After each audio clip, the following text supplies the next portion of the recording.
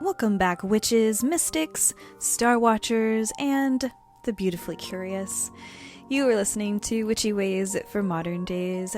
I am Brittany, your host from Winslow Naturals, and today we are going to be starting the astrology series that I mentioned the other day on our Patreon.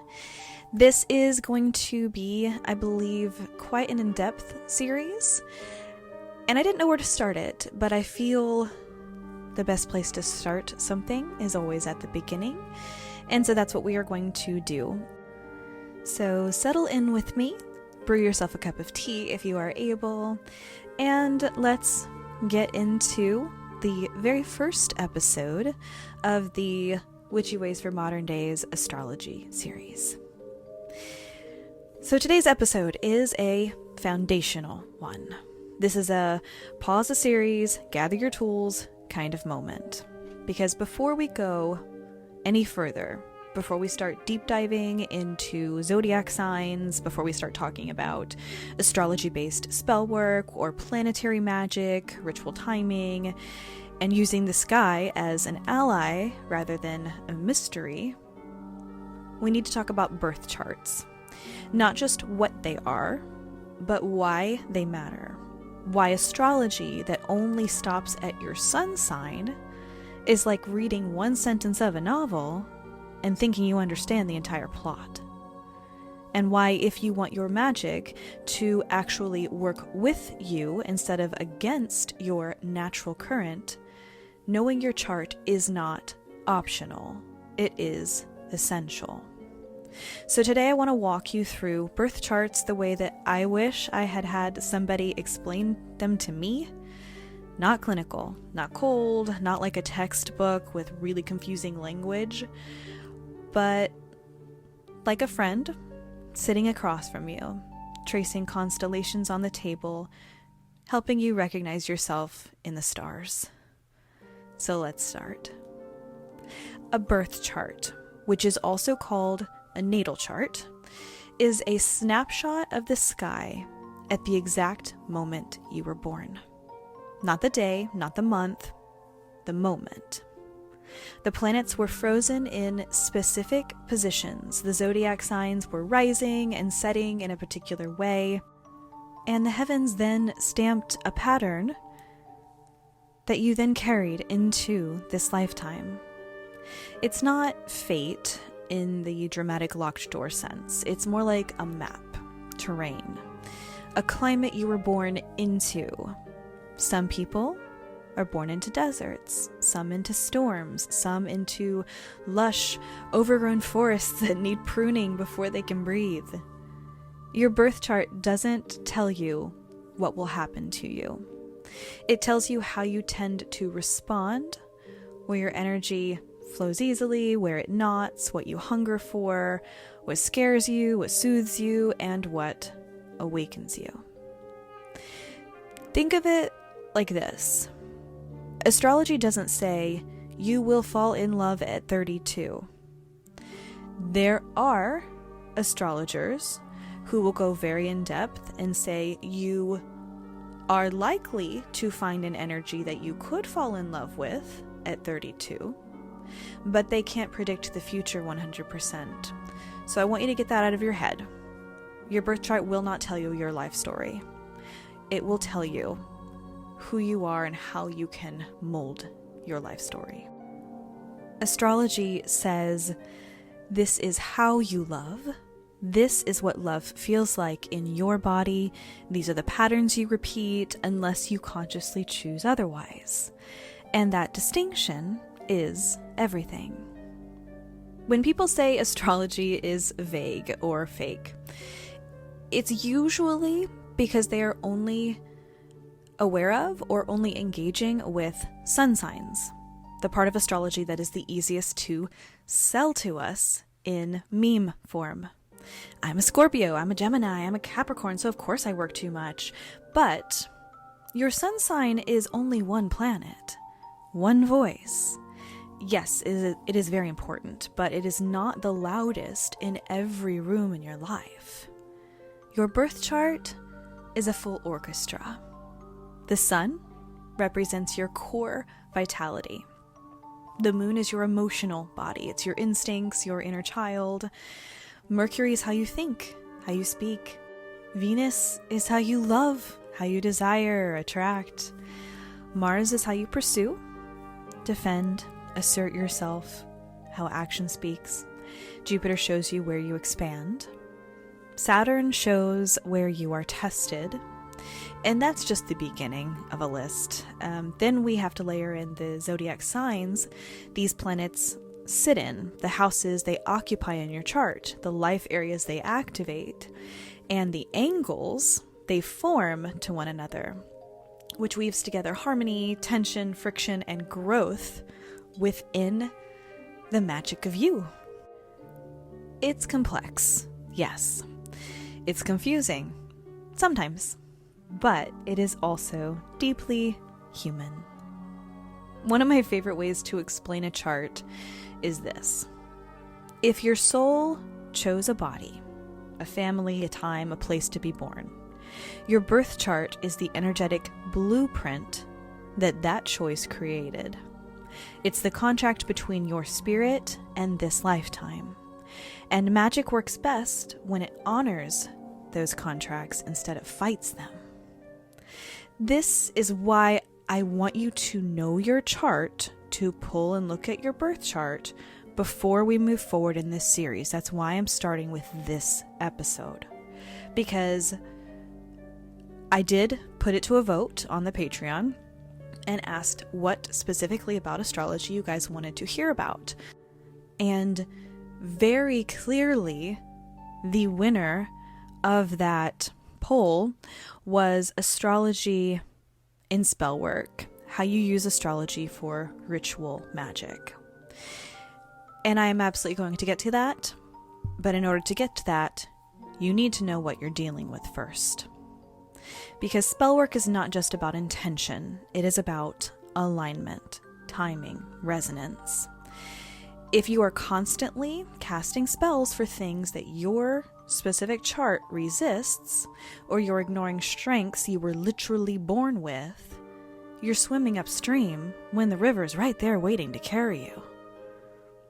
Now let's talk about how astrology actually affects us, beyond personality quizzes and compatibility charts.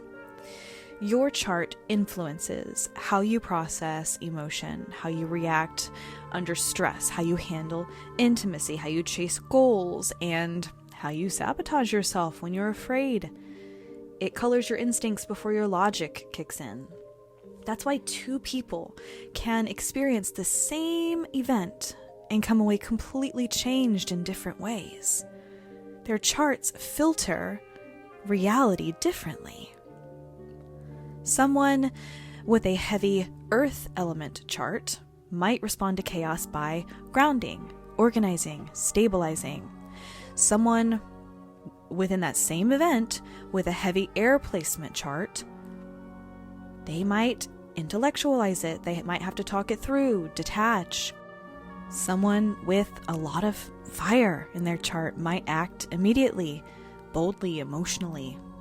Someone with a lot of water might absorb the energy of the situation. They might feel it deeply and carry it long after everyone else has moved on from it.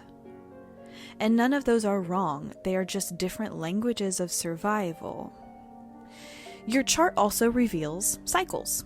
Times when things feel easier, times when everything feels slow, blocked, or heavy. Astrology isn't about blaming the planets. It is about recognizing seasons. You don't plant seeds in the winter and then scream at the ground, right? You wait, you prepare, you rest. When we ignore astrology's timing, it's likely we will burn out. When we work with the timing, we tend to flow. And this becomes especially powerful, relevant, and clear in witchcraft. Because magic is not just energy, it is direction. A spell cast in harmony with your chart will land differently than one cast generically. For example, All right. Someone with a strong Mars placement might do incredible magic work with assertive protection and banishing magic. Someone with a powerful Venus might excel in love spells, glamour, attraction, beauty rituals, but they might struggle with harsh bindings. Someone with Saturn that's emphasized might do profound long-term workings. They might do really well with ancestor work, karmic magic, but they might feel drained by quick fix spells, very simple basic things. Your chart tells you where your magic naturally listens to you best. It also tells you where to be careful. Astrology shows shadow as much as it shows light. Certain placements indicate tendencies toward escapism, control, self-doubt, overextension, emotional overwhelm.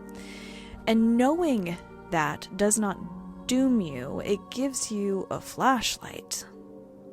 It lets you say, well, this is where I trip if I'm not paying attention.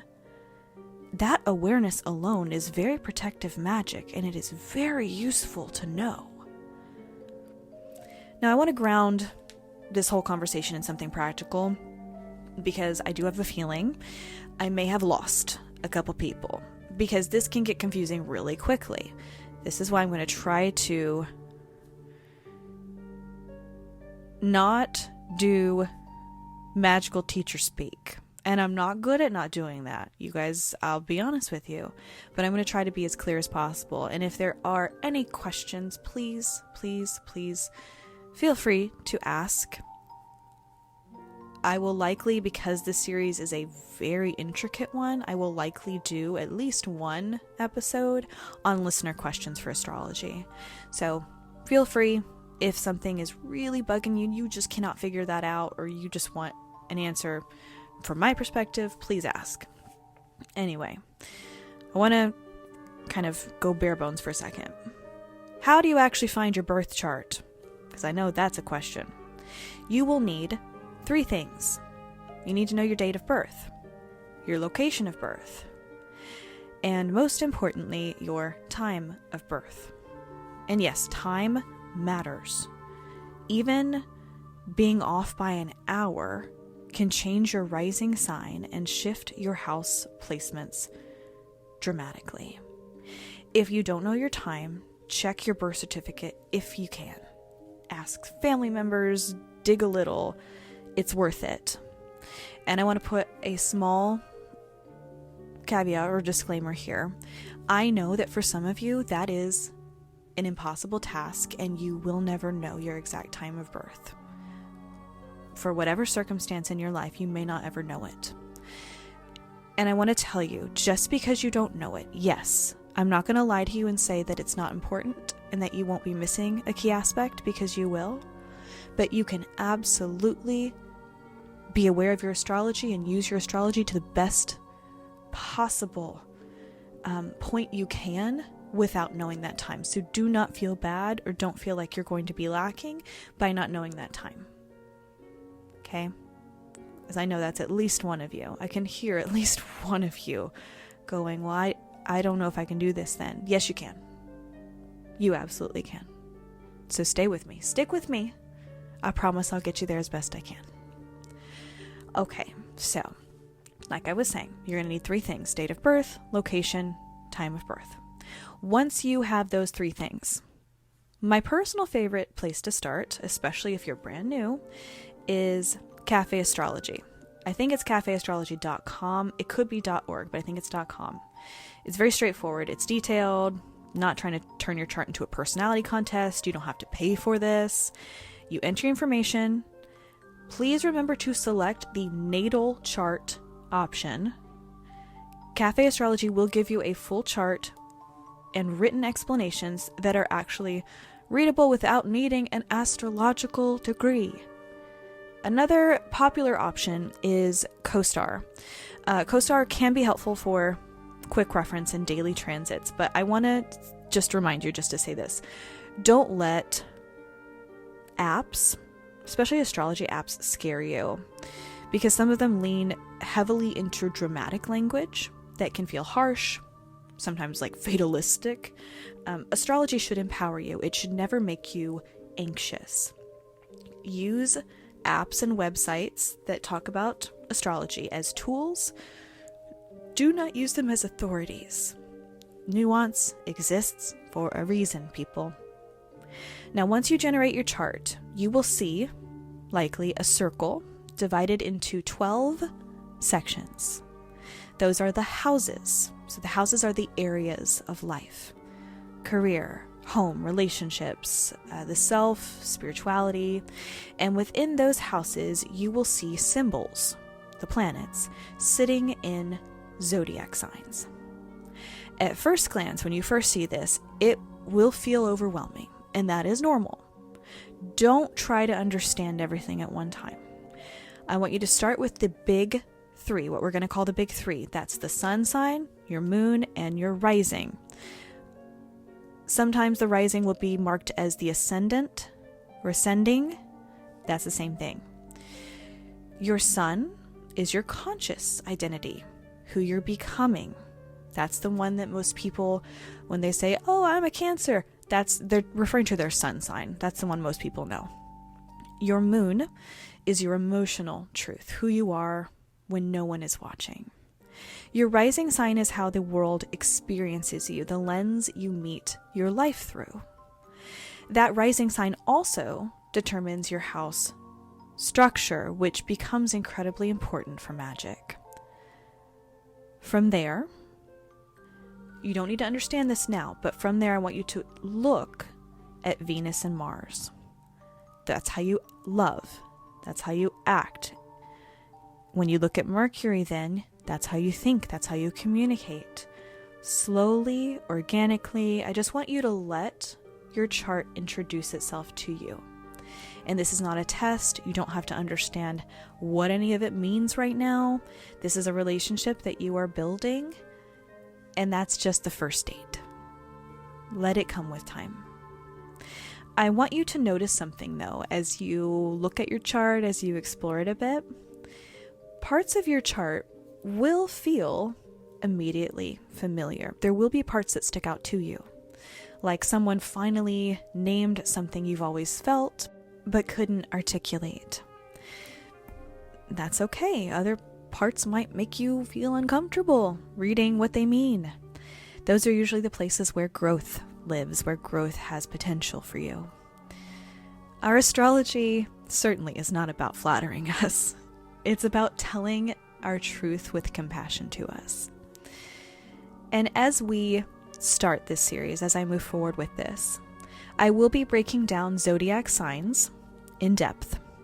Not just their stereotypes, but their spiritual lessons, their magical strengths, their shadow expressions, how certain signs look, whether it is your sun, your moon, your rising. We'll address all of that within each of those episodes. And then eventually we're going to talk about how to craft spell work and rituals that align with your specific placements, your chart, not generic cast this on a full moon advice. This is meant to be intentional, personalized magic. But like I said at the beginning, none of this will work if you don't know where your planets are speaking from. Take, for example, a Pisces sun casting a spell from the heart. That heart spell will feel different than a Virgo sun casting one from precision. A Leo moon fuels ritual through emotion and embodiment, but a Cancer moon might be doing it through fluidity. A Capricorn moon might need structure for that spell. Your chart tells you how to approach your magic in a way that won't drain you as badly. And I want that for you. I want that for all of you. Magic works, and if you can tap into exactly how your magic works, I want to try to help you with that. I don't want you burning yourself out trying to practice witchcraft the way that somebody else does. I want you practicing in a way that feels like coming home to yourself every time. So before the next episode, before we go any deeper into this, take time with your chart. Sit with it. Read it slowly. Let it speak. You don't need to understand every symbol yet. You just need to start listening. Because astrology is not about the stars controlling you. It's about remembering that you were born into a universe that already knew your name and energy. And when you align your magic with that knowing, with that pattern, things will shift. Subtly at first, and then unmistakably. I want to thank you for being here. Thank you for being curious about this first episode in the astrology series. I'm so excited about this one. If you have feedback, questions, anything, feel free to send me a message, comment on this if there's a comment section where you're listening to this.